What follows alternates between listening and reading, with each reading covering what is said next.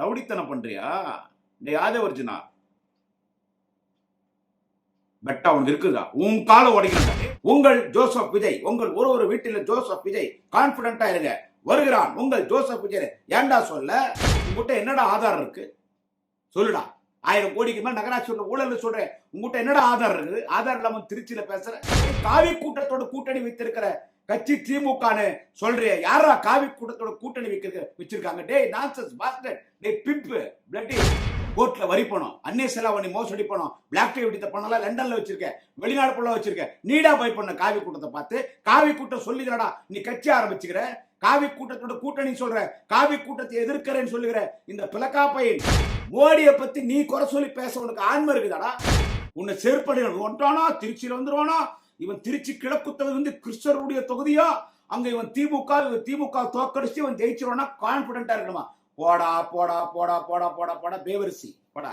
வீடுதோறும் அரசு சேவைகள், மருத்துவம் தொடர்ந்திட ஸ்டாலின் தொடரட்டும், தமிழ்நாடு வெல்லட்டும். எனக்கு அவர் கூடவே இருக்கணும் போல இருக்கு. நீ எப்படிடி அவர் கூடயே இருக்க முடியும்?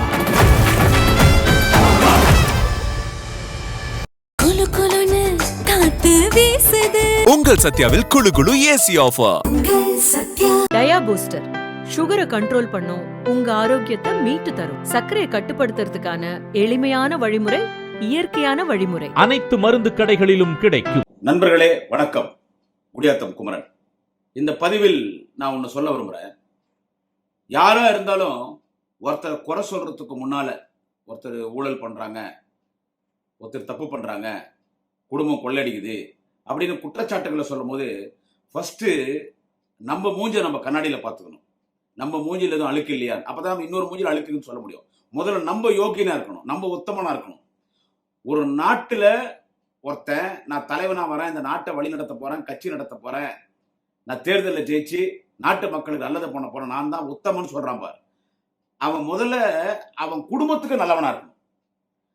ஒரு மனிதனுக்கு உயிர் குடும்பம். குடும்பத்துல அவன் நல்லவனா இருக்கணும். குடும்பத்துல நல்லவனா இருக்கணும். குடும்பத்துல யார் முக்கியம்? அப்பா அம்மா கடவுள், மாதா பிதா, தந்தை சொல் மிக்க மந்திரம் இல்லை, தாயை விட சிறந்த தெய்வம் இல்லை. அப்பா அம்மாவுக்கு நல்ல பிள்ளையா இருக்கணும். அடுத்து கல்யாணம் ஆயிட்டா பொண்டாட்டிக்கு நல்ல புருஷனா இருக்கணும். குழந்தை பிறந்தா குழந்தைங்களுக்கு நல்ல அப்பனா இருக்கணும், நல்ல தகப்பனா இருக்கணும். அவன் தான் நல்ல குடும்பஸ்த. அவன் தான் வெளியே வந்து ஊருக்கு உபதேசம் பண்ணலாம். நம்ம வீட்டிலே நம்பர் 1 பொறுக்கியா, புறம்போக்கா, போக்கிரியா, பேமானியா, களவானியா இருக்கிறோம். பெத்த அப்பா அம்மாவுக்கு சோறு போடாம வெளியே துரத்திட்டோம். கட்டின பொண்டாட்டி கூட குடும்பம் நடத்தி 2 குழந்தைய பெத்த பிறகு பொண்டாட்டி வெளியே அமிச்சாச்சு. அது எங்கோ அனாதையா இருக்குது. பெத்த பொண்ணு பிஜி ஹாஸ்டல் சேர்த்தாச்சு. பையன் எங்கேயோ லண்டன்ல இருக்கிறான். குடும்பத்தை ரோட்ல விட்டுட்டு பனையூர் பங்களால குடியும் குடுத்தனமா 24 மணி நேரம் குடி. டெத்துக்கு போனா குடி, டெல்லிக்கு போனா பிளைட்ல குடி, பாட்டிலோட மாற்றம். அடுத்து டிஜிபி ஆபீஸ்ல கம்ப்ளைண்ட் கொடுத்துக்கு போனா குடி. அதுக்கடுத்து தேர்தல் கமிஷன்ல புகார் பண்றதுக்கு தலைமை செயலகத்துக்கு போனா அங்கேயும் குடி. தேர்தல் பிரச்சாரத்துக்கு போனாலும் குடி. இப்படி குடியும் குடுத்தனமா இருக்கிற ஒரு பொறுக்கி புறம்போக்கெல்லாம் வந்துட்டு இன்னொரு மிகப்பெரிய இயக்கம், மிகப்பெரிய தலைவர்களை பார்த்து ஊழல் பண்ணிட்டாங்க, குடும்பம் கொள்ளையடிக்குது, தப்பு பண்ணிட்டாங்கன்னு குற்றச்சாட்டு சொல்லக்கூடாது. இவ்வளவே நான் யார சொல்றேன்னு கேட்டா, இன்னைக்கு திருச்சிக்கு வருகை தந்து திருச்சி கிழக்கு தொகுதியில நான் திருச்சி கிழக்கு தொகுதியில் நிக்க போறேன்னு வேட்புமனு தாக்கல் பண்ணிருக்கான் பார். TVK, தமிழக வெட்டு கழகம். அந்த கட்சியினுடைய தலைவர் என்று சொல்லக்கூடிய தற்கொலை நடிகர் விஜய் குறித்து தான் பேசுகிறேன். எங்க போனாலும் யாருன்னா சாகடிக்கிறானுங்க. கரூர்ல 41 பேர் 42 பேர் காலி பண்ணிட்டானா, கொன்னுட்டான் விஜய். என்ன சொல்றது, அந்த ஜனநாயக பட ஷூட்டிங்காக 42 பேர் கொன்னான். அப்புறம் அங்கங்க ஆக்சிடென்ட் அது இதுன்னு கிட்டத்தட்ட 55 பேரை நான் கொலை பண்ணிக்கிறோம். இவருடைய தேர்தல் பரப்புரை பிரச்சாரம் பொதுக்கூட்டத்துல அந்த திருட்டு பேமத்தை கூட வச்சுக்கிறான் பார். அந்த அக்விஸ்ட் ஃப்ராடு, அந்த ஆதவர்ஜுனான வளர்ந்தவன் அவன் என்ன பண்ணிக்கிறான் நீ பாத்தீங்கல்ல திருச்சியில. இன்னைக்கு திருச்சியில அந்த விஜய் பிரச்சார வண்டிக்கு பின்னால அவன் ஆதவர்ஜுனோட கார் போதுங்க. அதை போலீஸ் நிறுத்துறாங்க. நிறைய வண்டி பின்னால போகக்கூடாதுன்னு போலீஸ் நிறுத்துறாங்க. அந்த போலீஸை மதிக்காம அந்த ஆதவர்ஜுனா கார் இருக்குல்ல, அந்த போலீஸ் இடிச்சு அந்த போலீஸ் கால் மேல கார் ஏறி இறங்கிடுச்சு. என்னது, இந்த ஆதவர்ஜுனா அந்த திருடலாசிக்கிற ஃப்ராட் பையனால ஆதவர்ஜுனா அவன் காரை வந்து விஜய் பிரச்சார வண்டிக்கு பின்னால வருதுங்க. அந்த காரை வந்து போலீஸ் நிறுத்துறாங்க. கார் போகக்கூடாதுன்னு நிறுத்தாங்க. இல்ல முள்ளமா போக கூட சொல்லிக்கலாம். ஏன்னா வேகமா வரான். மக்கள் தான் இதுக்கு இந்த கூட்டம் தான் போய் வண்டிக்கு முன்னாலே உழுதுங்களே, வண்டிக்கு முன்னாலே விடுறாங்களே போய். அதுக்கு அந்த காரை வந்து ஒரு போலீஸ் அதிகாரி தடுத்திருக்காரு, கொஞ்சம் ஸ்லோவா வாங்க. அதுக்கு நீ என்னடா என் காரை தடுக்கிறது? அந்த போலீஸ் அதிகாரி, அந்த கார் ஆதவர்ஜுனா கார் டிரைவர், அந்த போலீஸ் அதிகாரி இடிச்சு அவர் கீழே விட்டார். அப்பயாவது பிரேக் போட்டிருக்கலாம். அப்பயும் பிரேக் போடாம அந்த ஆதவர்ஜுனா காரு போலீஸ் கால் மேல ஏறி இறங்கி. ஏண்டா அந்த போலீஸ் உங்களுக்கு எவ்வளவு பாதுகாப்பு கொடுக்குறாங்க? எவ்வளவு பாதுகாப்பு? நீ என்ன சிஎம்மா? நீ என்ன அமித்ஷா மாதிரி ஹோம் மினிஸ்டரா? யாரா நீ? நீ ஒரு பொம்பளை பொறுக்கி தானே? நீ ஒரு கேடி தானே? டேய் விஜய் தற்கொலை, நீ ஒரு கேடி தானே? அப்பா அம்மா சோர்படாதவன் தானே? திருப்பி திருப்பி சொல்வேன். குடிகார பொம்பளை பொறுக்கி நாய, ஒரு சமூக விரோதி. உனக்கு போலீஸ் பாதுகாப்பு கொடுது. உனக்கு பாதுகாப்பு கொடுக்குறாங்கன்றத விட உன்னை பார்க்கறதுக்கு ஒரு கூட்டம் வருது பாரு. இன்னைக்கு கூட இத்தனை பேர் மூச்சு திணறி கீழே வந்துட்டாங்க. திருச்சியில சாகுறாங்க, சாகடிக்கிற. உங்ககிட்ட அந்த மக்களை பாதுகாக்கணும். போலீஸ் அவங்க உயிரை கூட பெருசா நினைக்காம வராங்க. அந்த போலீஸ் கால் மேல ஆதவர்ஜுனா கார் ஏறி அந்த போலீஸ் கால் உடைஞ்சு போச்சு. இதுக்கு மக்கள் என்ன சொல்றீங்க? டேய் ரவுடித்தனம் பண்றியா? டேய் ஆதவர்ஜுனா பெட்டா உனக்கு இருக்குதா? உன் காலை உடைக்கிறோம்டா. டேய் உன் காலை, போலீஸ் காலை உடைக்கிற பெட்டா, காரை ஏச்சே காரை உடைக்கிறோம்டா. உன் காரை உடைக்கிறோம் ஆதவர்ஜுனா, உன் காலை உடைக்கிறோம்டா. நாங்க உன் காலை உடைக்கிறோம். முதல்ல ஒரு செய்தியை நான் பதிவு பண்றேன். இவன் திருச்சி கிழக்கு தொகுதியில வந்தான்.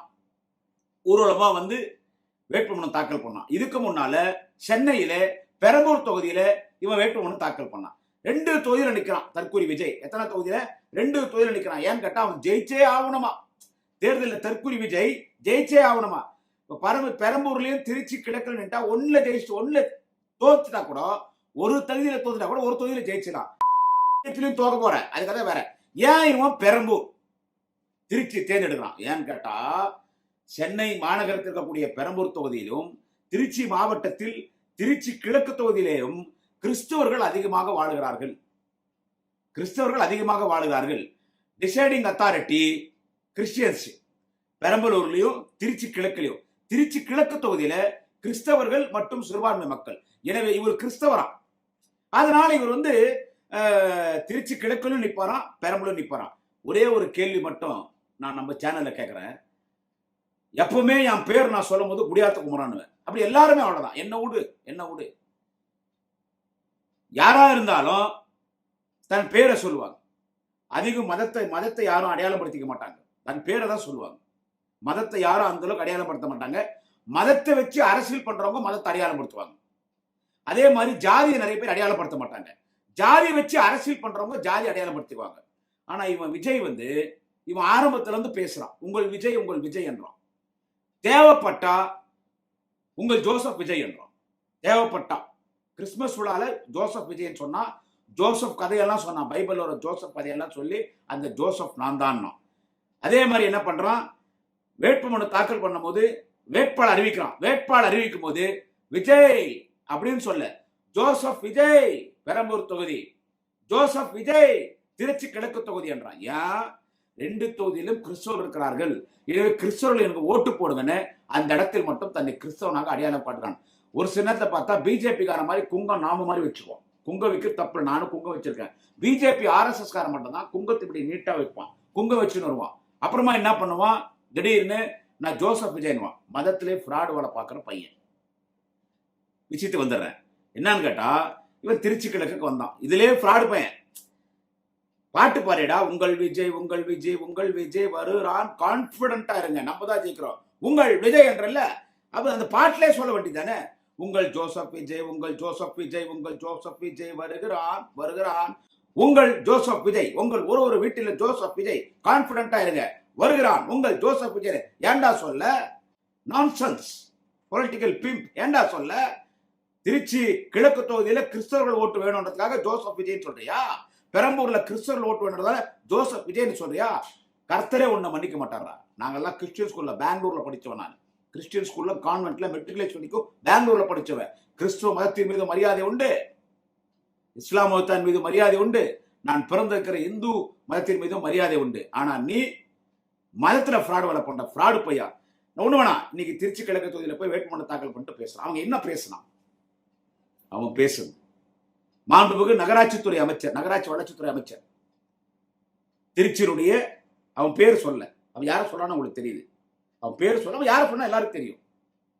இன்னைக்கு திமுகவின் மீது சொல்லப்படுகிற அபாண்டமான பொய்யான ஒரு குற்றச்சாட்டு, தேர்தல் ஆதாயம் பெறுவதற்கு யார சொல்கிறான்? நகராட்சி வளர்ச்சித்துறை அமைச்சர் என்று கழகத்துடைய முதன்மை செயலாளர் திராவிட முன்னேற்ற கழகத்துடைய மூத்த முன்னணி தலைவர், திராவிட முன்னேற்ற கழகத்தின் மூத்த முன்னணி தலைவர். இந்த நாட்டின் விடுதலைக்காக போராடி பல ஆண்டு காலம் சிறையில் இருந்தார் பண்டிட் ஜவஹர்லால் நேரு. திமுகவின் வரலாற்றில் ஒரு எழுதப்படாத சகாப்தம். திமுகவின் வரலாற்றில் ஒரு மிகப்பெரிய முன்னணி தலைவர். பல திருப்புமுனை மாநாடுகளை நடத்தியவர். நாடாளுமன்ற தேர்தல் என்றால் திருப்புமுனை மாநாடு நடத்துவார். நாடாளுமன்றத்துக்கு 40 தொகுதிக்கு செல்வோம். சட்டமன்ற தேர்தல் என்று சொன்னால் திருப்புமுனை மாநாடு நடத்துவார். சட்டமன்றத்தை ஆட்சேபிப்போம். அவர்தான் மலைக்கோட்டை சிங்கம், காவிரி நதிக்கரை நாயகன், திருச்சியின் எழுச்சி, எங்கள் ஆர்வீர் அண்ணன் மாண்புமிகு அண்ணன் KN நேரு. மாண்புமிகு அண்ணன் KN நேரு கரைப்படாத கரங்கத்திற்கு சொந்தக்காரர். தாய்ப்பாலில் தூசிப்பட்டால் போடும் பொதுவாழ்வில் தூசிப்படாத ஒரு உன்னதமான மாமனிதர்.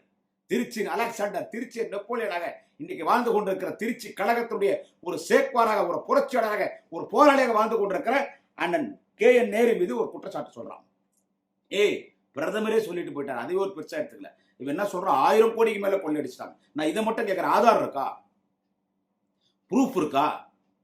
1000 கோடிக்கு மேல நகராட்சி துறையில வேலை வாங்கி தரேன்னு சொல்லி கொள்ளையடிச்சாங்க. தகுதி இல்லாதவங்களுக்கு வேலை கொடுத்துட்டாங்கன்றான். நான் ஒன்னே ஒண்ணு கேட்கிறேன். இன்னைக்கு இந்த 4 மாசமா 5 மாசமா நீங்க எடுத்துக்கிறது என்னன்னு கேட்டா, நகராட்சி துறையில, நகராட்சி, மாநகராட்சி, இந்த பேரூராட்சியில வேலை வாங்கி தரதா, வேலை போடுறதா 1000 கோடிக்கு மேல ஊழல் சொல்றாங்க. துட்டு வாங்கி வேலை போட்டாங்கன்றாங்க. தகுதி இல்லாதவங்க வேலை போட்டாங்கன்னு சொல்றாங்கல்ல. யாராவது ஒருத்தர் ERC பெண்ணோ ஆணோ துட்டு கொடுத்து வேலைக்கு போனவங்களோ இல்ல துட்டு கொடுத்து வேலை கிடைக்காத ஏமாந்தவங்களோ யாராவது தமிழ்நாட்டில் இருக்கிற ஏதாவது ஒரு போலீஸ் ஸ்டேஷன்ல அமைச்சர் மீது எனக்கு வேலை வாங்கி தரேன்னு துட்டு வாங்கிட்டாங்க, வேலை வாங்கி கொடுக்கலன்னு புகார் கொடுத்துருக்காங்களா? இல்ல என்கிட்ட இத்தனை லட்சம் வாங்கியிருந்தா வேலை வாங்கி கொடுத்தாங்கன்னு புகார் கொடுத்துருக்காங்களா? லஞ்ச ஒழிப்புத்துறையில புகார் கொடுத்துருக்காங்களா? இதை மட்டும் சொல்லு. இது பிஜேபிக்காரன் திமுக பழி வாங்கறதுக்கு தேர்தல் நேரத்துல அந்த ED, ID, KD, மோடி, அமலாக்கத்துறை, லஞ்ச ஒழிப்புத்துறை வச்சிருக்காங்கல்ல திமுக பழி வாங்கறதுக்குன்னு. ஏன்னா திமுக மிரட்டுறதுக்கு இவன் இந்த மாதிரிலாம் சொல்றது. திமுக மிரட்டுறதுக்கு ஊழல் குற்றச்சாட்டு சொல்றது ரைடுக்கு வர்றது. திமுக பயந்துருமா, நம்ம கிட்ட கூட்டணி வந்துருவாங்க, நம்ம அடிப்படிஞ்சிருவாங்க. அதனால அவன் சொன்னதான் இந்த ED, ID, அமலாக்கத்துறை, CBI வச்சு இந்த மாதிரி நகராட்சி துறையில பேரூராட்சியிலையும் மாநகராட்சியிலையும் வேலை வாங்கி தரேன்னு சொல்லி வேலை போடுறதுல 1000 கோடிக்கு மேல ஊழல் பண்ணிக்கிறாங்கன்னு பிஜேபிக்காரன் போட்ட ஒரு பொய்யான குற்றச்சாட்டு. ஏன் அது போலீஸ் நீங்க FIR புக் பண்ணலன்னு கேட்கணும். தப்பு பண்ணி தான் FIR புக் பண்றதுக்கு தைரியமா சொல்லிட்டாரே, தைரியமா சொன்னார். மதுரையிலும் சொன்னாரு, திருச்சியிலும் சொன்னார். மாண்புமிகு தமிழக முதல்வர் ஏப்ரல் 23ஆம் தேதி நடைபெற இருக்கிற தேர்தலில் மக்களால் வாக்களிக்கப்பட்டு மே 4ஆம் தேதி வாக்கு எண்ணிக்கையில் 200க்கும் மேற்பட்ட தொகுதியில் வெற்றி பெற்று மீண்டும் 2வது முறை தமிழகத்தின் முதலமைச்சராக பொறுப்பேற்கக்கூடிய அன்பு தலைவர் தளபதி ஸ்டாலின் சொன்னார், மடியில கணைந்தாதான் வழியில போயிருக்கோம், இங்க யாரும் ஊழல் பண்ணடா, கோர்ட்டுக்கு போ, நாங்கள் நீதிமன்றத்தை வழக்கில் சந்திக்க தயார் என்று தலைவர் தளபதி சொன்னாரு. மாண்புமிகு அண்ணன் உதயநிதி ஸ்டாலின் சொன்னாரு, மோடியும் பார்ப்போம் ஐடியும் பார்ப்போம் போடான்னு. இது திமுக மிரட்டுறது. பிரதமர் மோடி அதை பேசுறார். யாரு இந்த மாதிரி நகராட்சி துறையில ஊழல் பண்ணிட்டாங்க, 1000 கோடி ஊழல். பிரதமர் மோடி திருச்சியில் நடந்த மாநாடோ பொதுக்கூட்டம் நடத்தாங்க, அதை அவர் பேசிட்டு இருக்காரு. அது அறிவாலயத்தில் உட்காந்து மாண்புமிகு அண்ணன் மலைக்கோட்டை சிங்கம் கழக முதன்மை செயலாளர் எங்கள் ஆர்வீர் அண்ணன் KN நேரு செல்போன்ல பார்த்து சிரிச்சிட்டு இருக்காரு. பிரதமர் மோடி பேசுறாருங்க, நாங்க இருக்கிறேன், நானும் அண்ணன் ஈரோடு இறைவன், அண்ணன் துறைமுகம் காஜா, அண்ணன் பூச்சி முருகன், முன்னாள் முதலமைச்சர் மிகுந்த மரியாதைக்குரிய அண்ணன் O பன்னீர்செல்வம், அவருடைய மகன் முன்னாள் நாடாளுமன்ற உறுப்பினர் ரவீந்திரநாத், எல்லாமே அங்க இருக்கிறோம். அவர் பார்த்து சிரிச்சு காட்டுறாரு, இதை பாருங்க. இதை நானே ஏன்னா ஒரு பிரதமர் இப்படி ஒரு போய் பேசிட்டு இருக்காரு, அதை சிரிச்சுட்டு பாக்குறாருன்னா அவர் எந்த தப்பும் பண்ணல. தப்புக்கும் அண்ணன் KN நேருக்கும் சம்பந்தம் கிடையாது. பொய்யா இருந்தாலும் பேசிட்டு இருக்காரு. மோடி யாரோ எழுதி கொடுத்தது. அந்த நோம்பு நேரத்துல கஞ்சி குடிப்பாங்க, மசூதியில கஞ்சி குடிப்பாங்க, அந்த கஞ்சி குடிச்சிட்டு இருக்காரு. அவர் ஒரு கிளாஸ்ல கொடுக்குறாங்க, அந்த கஞ்சி குடிச்சிட்டு சமோசா சாப்பிட்டுட்டு எங்களுக்கும் வடை சமோசா கொடுத்துட்டு அதை பார்த்து சிரிக்கிறார். சோ அவர் எந்த தப்பு பண்ணாதவர். மோடியே ஒரு அபாண்டமான பொய்யான குற்றச்சாட்டை அண்ணன் KN நேரு மீது சுமத்துகிறார். அதை பார்த்தே கவலைப்படாத அந்த மாமனிதர், இந்த பிளக்கா பையன், பொறுக்கி பையன், பொண்டாட்டி விட்டு கண்டவ கூட குடும்பம் நடத்தினார் இந்த விஜய், இவன் 1000 கோடிக்கு மேல ஊழல் பண்ணிட்டாங்கன்னு சொன்னா அண்ணன் நேரு பார்த்து பயந்துருவாரா? உங்ககிட்ட என்னடா ஆதாரம் இருக்கு சொல்லுடா. 1000 கோடிக்கு மேல நகராட்சி ஊழல் சொல்றேன், உங்ககிட்ட என்னடா ஆதாரம் இருக்குது? ஆதாரம் இல்லாம திருச்சியில பேச அடுத்து என்ன சொல்றான்? காவி கூட்டங்களோட கூட்டணி வைத்திருக்கிறார், கள்ள கூட்டணி. காவி கூட்டணி என்கின்ற வார்த்தையை திருச்சி கிழக்கு தொகுதியில ஏன் விஜய் பயன்படுத்துகிறான்? அங்கே சிறுபான்மை மக்கள் இருக்கிறார்கள். கிறிஸ்தவர்களும் இஸ்லாமியர்களும் இருக்கிறார்கள். நம் உறவுகள், நம் தொப்பில் கூடிய உறவுகள், நம் அன்பு நண்பர்கள். இஸ்லாமியர்கிட்ட நம்ம மாமா மச்சான் பழகிறோம், கிறிஸ்தவர்கள் அண்ணன் தம்பியாக பழகிறோம். அங்க போய் காவி கூட்டத்தோட கூட்டணி வைத்திருக்கிற கட்சி திமுகன்னு சொல்றிய, யாரா காவி கூட்டத்தோட கூட்டணி வச்சிருக்காங்க? டே நான்சென்ஸ் பாஸ்டர்ட், டே pimp, bloody stupid of idiot of the nonsense. சொல்லுடா விஜய், யாரா வச்சிருக்காங்க காவி கூட்டத்தோட கூட்டணி? காவி சாயத்தை வெளுக்கக்கூடிய இயக்கம் திராவிட முன்னேற்ற கழகம், அன்பு தலைவர் தளபதி உதயநிதி ஸ்டாலின், அண்ணன் கே.என். நேரு போன்ற மாபெரும் இயக்கத்தின் முன்னணி தலைவர்கள் யாரா காவி கூட்டத்தோட கூட்டணி வச்சுக்கிறாங்க? இன்னைக்கு அவங்கள ஆண்மையோடு, புயல் குணத்தோடு, போர்மனத்தோடு அரசியலை எதிர்க்கக்கூடிய தலைவர் அன்பு தலைவர் தளபதி ஸ்டாலின் அவர்களும், மாண்புமிகு தமிழக முதல்வர் தலைவர் தளபதி ஸ்டாலின் அவர்களும், நம்முடைய அண்ணன் உதயநிதி ஸ்டாலின், திமுகவின் கோடிக்கணக்கான தொண்டர்கள். வெற்றி செய்யறோம் இல்ல மோடிய, வெற்றி செய்யறோம் இல்ல அமித்ஷாவை, வெற்றி செய்யறோம் இல்ல. யார் வச்சிருக்காங்க காவி கூட்டத்தோட கூட்டணி? எங்களை பார்த்து காவி மிரண்டு போயிட்டான். எத்தனை ரைடு விட்டான், எத்தனை ரைடு விட்டான், எத்தனை அமலாக்கத்தோட ரைடு விட்டான். ஏன்னா முதலமைச்சர் வீட்டுல ரைடுக்கு வந்துருவாங்க, அதுக்குன்னு பயந்துன்னு காவி. எப்படா வந்தாங்க முதலமைச்சர் வீட்டு ரைடு? அவர் தான் கூப்பிடுறாரு. எப்படா உதயநிதி ஸ்டாலின் வீட்டு ரைடு வந்தாங்க? அவர் தான் கூப்பிடுறாரு. உக்காளி நீடா காவி கூட்டத்தை பார்த்து பயப்படுற. காருக்கு 1.5 கோடி கட்ட சொன்னாங்க உனக்கு, கோர்ட்ல வரி பணம், அந்நிய செலாவணி மோசடி பணம், பிளாக் டிக்கெட் பணம் லண்டன்ல வச்சிருக்க, வெளிநாடு ஃபுல்லா வச்சிருக்க. நீடா பயப்பட காவி கூட்டத்தை பார்த்து.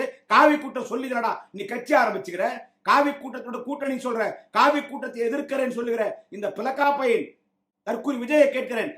கேஸ் சிலிண்டரை பத்தி பேசுறிய, முதலமைச்சர் என்ன பண்றான்னு கேட்கிறேன். கேஸ் சிலிண்டருக்கு எங்களுக்கு என்னடா சம்பந்தம்? இருந்தாலும் எல்லாரும் வந்து மின்சார அடுப்பை பயன்படுத்துங்கள், நான் ஹோட்டலுக்கெல்லாம் 2 யூனிட் கரண்ட் ஃப்ரீயா தரேன்னு சொன்னார். மோடியை பத்தி நீ குறை சொல்லி பேச உனக்கு ஆன்மை இருக்குதாடா? கண்ட கண்ட பொம்பளையும் கூட படுத்து கிடக்குறிய சரக்க போட்டு, அந்த விஷயத்துல ஆன்மை இருக்குதே. மோடியை பத்தி பேசுறதுக்கு உனக்கு ஆன்மை இருக்குதா? மோடியை பத்தி பேசுறதுக்கு டெல்லியில போய் மோடியை சந்திச்சாலும் கேட்கிறேன். பல முறை மோடியை நாங்க சந்திச்சுட்டு இருக்கிறோம். ஆட்சி வேற, கொள்கை வேற. உறவுக்கு கை கொடுப்போம், உரிமைக்கு குரல் கொடுப்போம். இது திராவிட முன்னேற்ற கழகத்துடைய லட்சியம். கேஸ பத்தி பேசலாம். காவி கூட்டத்தோட கூட்டணி எவ்வளவு ஃப்ராடு பையனாகிறான் பாரு. அவன் பிஜேபி சொல்லிங்கடா நீ கட்சி ஆரம்பிச்ச. ஜனநாயக படத்துக்கும் திமுக என்னடா சம்பந்தம் இருக்குது? உன்னுடைய ஜனநாயக படம் இன்னைக்கு வரைக்கும் ஏன்டா ரிலீஸ் ஆகல? இது வரைக்கும் நீ பேசிருப்பேடா டேய் லோஃபர், இது வரைக்கும் நீ பேசிருப்ப. என்னுடைய ஜனநாயக படத்தை வந்துட்டு சென்சார் போர்டுல என் படத்தை ரிலீஸ் பண்ணாம விடுறதே பிஜேபி RSS என்ன கூட்டணி கூப்பிட்டாங்க. நான் கூட்டணி வரமாட்டேன்னு சொன்னேன். அதனால மோடியும் அமித்ஷாவும் திட்டமிட்டு சரி செய்கிறார்கள். பிஜேபி RSS கூட்டம் திட்டமிட்டு சரி செய்கிறார்கள். என்னுடைய ஜனநாயக படத்தை ரிலீஸ் பண்ண விடல. அதுக்கு காரணம் மோடி. பேச தைரியம் இருக்குதா? காரணம் அமித்ஷா. பேச தைரியம் இருக்குதா?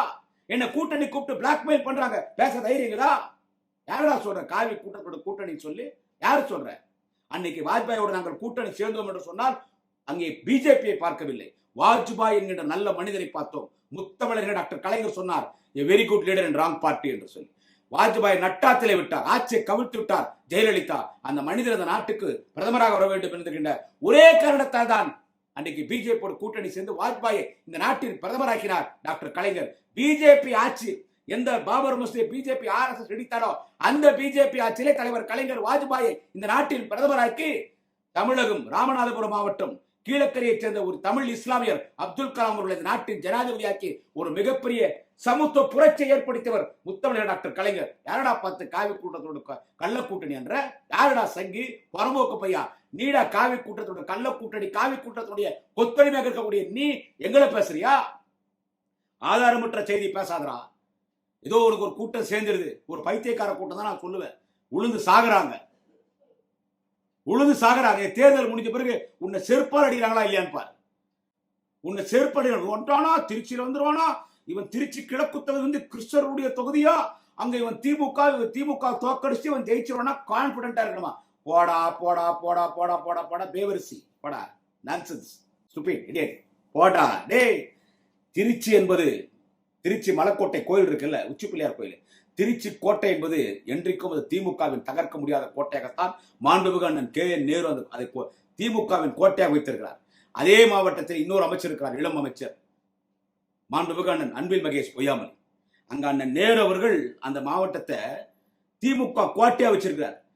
2021 தேர்தலில் 7 தொகுதி ஜெயிச்சு கொடுத்தார் மாண்புமிகு அண்ணன் கே.என். நேரு தலைவர் தளபதி அவர்களுக்கு. அதே போல் தான் மாண்புமிகு அண்ணன் அன்பில் மகேஷ் பொய்யாமொழி அவர்கள். நான் ஒன்று சொல்றேன்டா, நான் அடிச்சு சொல்றேன், திருச்சி மாவட்டத்தில் 7 தொகுதிடா. டேய் டேய் விஜய், டேய் பொறுக்கி பையா, டேய் பொம்பளை பொறுக்கி, டேய் குடிகாரா, டேய் நாதாரி, சொல்ற ரெக்கார்ட் பண்ணிக்கோ. திருச்சியில 7 தொகுதி. திருச்சி மேற்கு தொகுதியிலே மாண்புமிகு அமைச்சர் மலைக்கோட்டை சிங்கம் காவிரி நதிக்கரை நாயகர், எங்கள் திருச்சி எழுச்சி கழகத்தின் முதன்மை செயலாளர் தலைவர் தளபதியின் முதன்மை தலகர்த்தர் மாவீரன் அண்ணன் KN நேரு 30,000க்கும் அதிகமான வாக்கு வித்தியாசங்கள், குறைஞ்சுதான் சொல்றேன், குறைச்சலா சொல்றேன், 3 அணி நிற்கிது தேர்தலில். 30,000க்கும் அதிகமான வாக்கு வித்தியாசத்தில் அண்ணன் KN நேரு அவர்கள் திருச்சி மேற்கு தொகுதியில் வெற்றி பெறுவார். அதே போல் திருவெம்பூர் தொகுதியிலே திராவிட முன்னேற்ற கழகத்தின் வேட்பாளராக போட்டியிடுகிற மாண்புமிகு அமைச்சர் அண்ணன் அன்பில் மகேஷ் பொய்யாமொழி, அவரும் 30,000க்கும் அதிகமான வாக்குகள் வித்தியாசத்தில் வெற்றி பெறுவார். அதே போல் திருச்சி கிழக்கு தொகுதியில இந்த தற்குறி தேர்தலுக்காக நான் ஜோசப் விஜயன் வந்திருக்கிறானே, இந்த போக்கை பொறுக்கி, இந்த மடக்கூதி சின்னத்தில் நிற்கிற இந்த மடக்கூதி இந்த விஜயை எதிர்த்து நிற்கிறார் திருச்சி கிழக்கு தொகுதியில மரியாதை கூறிய அண்ணன் இனிக்கோ இறுதிராஜ், அவரும் எண்ணற்ற வாக்குகள் வித்தியாசம், அதுவும் எண்ணற்ற வாக்குகள் வித்தியாசத்திலே வெற்றி பெறுவார். அதே போல் ஸ்ரீரங்க தொகுதியை போட்டியிடுகிற திமுகவின் வேட்பாளர் துரைராஜ் அவர்கள் எண்ணற்ற வாக்குகள் வித்தியாசத்திலே வெற்றி பெறுவார். அதே போல் லால்குடி தொகுதியிலே போட்டியிடுகிற திராவிட முன்னேற்ற கழகத்தின் வேட்பாளர் பாரிவேந்தர்கள், உதயசூரிய சின்னத்திலே போட்டியிடுகிற பாரிவேந்தர்கள் எண்ணற்ற வாக்குகள் வித்தியாசத்திலே போட்டியிடுவார். அதே போல் முசிறி தொகுதியிலே போட்டியிடுகிற திராவிட முன்னேற்ற கழகத்தின் வேட்பாளர் NS கருணராஜ் அவர்கள் எண்ணற்ற வாக்குகள் வித்தியாசத்திலே போட்டியிடுவார். மணச்சநல்லூர் தொகுதியிலே போட்டியிடுகிற திராவிட முன்னேற்ற கழகத்துடைய வேட்பாளர் கதிரவன் அவர்கள் உதயசூரிய சின்னத்தை போட்டியிடுகிற மணச்சநல்லூர் தொகுதி திமுக வேட்பாளர் கதிரவன் அவர்கள் எண்ணற்ற வாக்குகள் வித்தியாசத்தில் உதயசூரிய சின்னத்தை போட்டியிடுவார். மாண்புமிகு அண்ணன் கழக முதன்மை செயலாளர் அண்ணன் KN நேரு அவர்கள் மண்டல பொறுப்பாளராக கிட்டத்தட்ட 50 தொகுதிக்கு அவர் மண்டல பொறுப்பாளர். டெல்டா மாவட்டம் முழுவதும் மாண்புமிகு அண்ணன் KN நேரு அவர்கள் தான் மண்டல பொறுப்பாளர். அத்தனை தொகுதியை ஜெயிக்க வச்சு எங்கள் மாண்புமிகு அண்ணன் KN நேரு அவர்கள் தலைவர் தளபதி இடத்தில் ஒப்படைப்பார். நீ என்னடா பண்ணுவ? போய் குல்பிஎஸ் செப்படா, போ குல்பிஎஸ் செப்பு, எதனா வேணா சொல்லிட்டா பேசுறது. ஊழல் ஊழல் ஊழல் ஊழல் ஊழலுக்கு ஆதாரம் வேணும்டா. டேய் விஜய், ஊழல் பண்ணது யார் தெரியுமா? ஊழல் பண்ணிட்டு 3 முறை சிறை தண்டனை பெற்று 2 முறை முதலமைச்சர் பதவி இழந்தவர் யார் தெரியுமா? ஊழல் என்று சொன்னால் அம்மையார் செல்வி ஜெயலலிதா, அம்மையார் செல்வி ஜெயலலிதா என்று சொன்னால் ஊழல். அது பேச உனக்கு தைரியங்கடா? இதுவரை எந்த ஊழல் குற்றச்சாட்டிலே தலைவர் கலைஞர் தண்டிக்கப்பட்டிருக்கிறார், தலைவர் தளபதி தண்டிக்கப்பட்டிருக்கிறார், திமுகவில் யார் தண்டிக்கப்பட்டிருக்கிறார்? பொய்யான ஒரு குற்றச்சாட்டு 2G வழக்கு அண்ணா ராசா மீது சுமத்தப்பட்டது. அதே பட்டேலா நீதிமன்றத்தில், CBI நீதிமன்றத்தில் ஒரு நியாயமான நீதிபதி சைனி அண்ணன் ராஜா அவரோடு சம்பந்தப்பட்டிருக்கிற இந்த வழக்கிலே அனைவரும் குற்றமற்ற நிரூபித்தார். எந்த குற்றச்சாட்டிலே திமுகவில் தலைவரோ இல்லை எங்கள் கட்சியின் அமைச்சரோட யார் தண்டிக்கப்பட்டிருக்கிறார்? சொல்லுடா. ஃபைனல் ஜட்மெண்ட் யாருக்கு வந்திருக்குது? ஆனா இவன் பொய்யா பேசுறான். பார்த்து பேசு, மரியாதையா பேசு. செருப்பு பிஞ்சிடும். யாரோ சொல்லிட்டா நகராட்சி துறையில ஊழல் சொல்லுவியா? என்னடா ஆதாரம் இருக்குது? நீ குடிச்சிட்டு ஐயா நல்ல கண்டத்துக்கு ஆடினு போனே ஓல்டுக்கா சரக்கு போட்டு, அதுக்கு எங்கிட்ட ஆதாரம் இருக்குதுரா, வீடியோ இருக்குதுரா. பிளைட்ல போகும்போது விஸ்கி பாட்டிலோட மாட்டினேன், அது எங்களுக்கு ஆதாரம் இருக்குதுரா. நீ பொண்டாட்டி விட்டுட்ட, பொண்டாட்டி கூட குடும்ப நாட்டில் திருச்சா கூட படுத்து கிடக்கிற, கண்டா கூட படுத்து கிடக்கிற, உன் பொண்டாட்டி கோர்ட்ல போய் டைவர்ஸ் அப்ளை பண்ணி உன்னை பத்தி குறை சொல்லுதே, அது எங்கள்கிட்ட ஆதாரம் இருக்குதுரா. பெத்தம்மா அடிச்சு துரத்திட்டே, அது எங்கள்கிட்ட ஆதாரம் இருக்குதுரா. பொண்ணு பையன் அடிச்சு துரத்திட்டே, அது எங்கள்கிட்ட ஆதாரம் இருக்குதுரா. DGP ஆபீஸ்ல கம்ப்ளைண்ட் கொடுக்கும்போது குடிச்சிட்டு போனியே, அது எங்கள்கிட்ட ஆதாரம் இருக்குதுரா. தேர்தல் கமிஷன் தலைமை செயலகத்துல தேர்தல் அதிகாரி சந்திக்க போனேன், அதுக்கும் குடிச்சிட்டு போனியே, டே லோஃபர், அதுக்கும் எங்கள்கிட்ட ஆதாரம் இருக்குதுரா. நீ ஒரு தப்பான பண்றது எங்கள்கிட்ட ஆதாரம் இருக்குதுரா. நீ அரசாங்கத்தை வரி கட்டலன்றது எங்கள்கிட்ட ஆதாரம் இருக்குதுரா.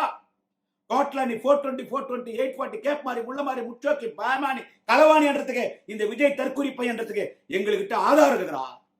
எங்கள்கிட்ட ஆதாரம் இருக்குது. இந்த தேர்தல் முடிஞ்சோடனே எங்க இருப்பானே தெரியாது. ஆதாரமற்ற குற்றச்சாட்டுகளை சொல்லாதடா.